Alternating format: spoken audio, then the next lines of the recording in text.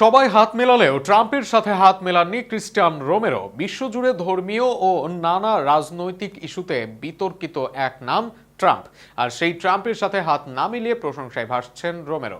আরও থাকছে প্রতিবেদনে। বিশ্বকাপের ফাইনালে শেষে পুরস্কার বিতরণী অনুষ্ঠান ঘিরে এবার আলোচনার কেন্দ্রবিন্দুতে উঠে এসেছেন আর্জেন্টিনার ডিফেন্ডার ক্রিস্টিয়ান কুটি রোমেরো।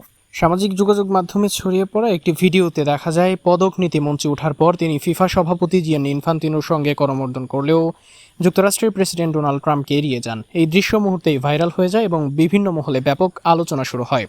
ভিডিওতে দেখা যায় রোমেরো ইনফান্তিনোর কাছ থেকে শুভেচ্ছা গ্রহণ করেন, কিন্তু পাশে দাঁড়িয়ে থাকা ট্রাম্পের সঙ্গে হাত না মিলিয়েই সামনে এগিয়ে যান। অন্যদিকে আর্জেন্টিনা ও স্পেনের বেশিরভাগ ফুটবলার ট্রাম্পের সঙ্গে স্বাভাবিকভাবেই করমর্দন ও শুভেচ্ছা বিনিময় করেন।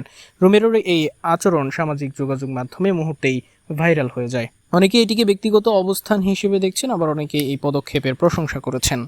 পুরস্কার বিতরণী অনুষ্ঠানে ট্রাম্পের উপস্থিতি ছিল ব্যাপক আলোচনার বিষয়। তিনি শুধু খেলোয়াড়দের পদকই তুলে দেননি, অনেকের সঙ্গে করমর্দন ও কথাও বলেন। পরে ফিফা সভাপতি ইনফান্তিনোর সঙ্গে যৌথভাবে স্পেন অধিনায়ক রদ্রির হাতে বিশ্বকাপ ট্রফি তুলে দেন তিনি।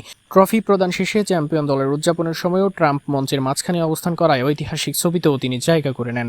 এর আগে ফিফা জানিয়েছিল এবারের ফাইনাল ট্রফি হস্তান্তরের যৌথভাবে দায়িত্ব পালন করবেন ইনফান্তিনো ও ট্রাম্প।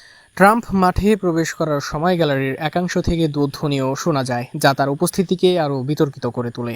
এবারের বিশ্বকাপে ট্রাম্পের নাম এর আগেও আলোচনায় আসে। শেষ 16 ম্যাচে যুক্তরাষ্ট্রের ফুটবলারকে ফেলারিন বালগৌনার নিষেধাজ্ঞা পুনর্বিবেচনার জন্য তিনি ফিফার সঙ্গে যোগাযোগ করেছিলেন বলে খবর প্রকাশিত হয়। পরে শাস্তি স্থগিত হওয়ায় তার রাজনৈতিক প্রভাব নিয়ে ব্যাপক সমালোচনা হয়।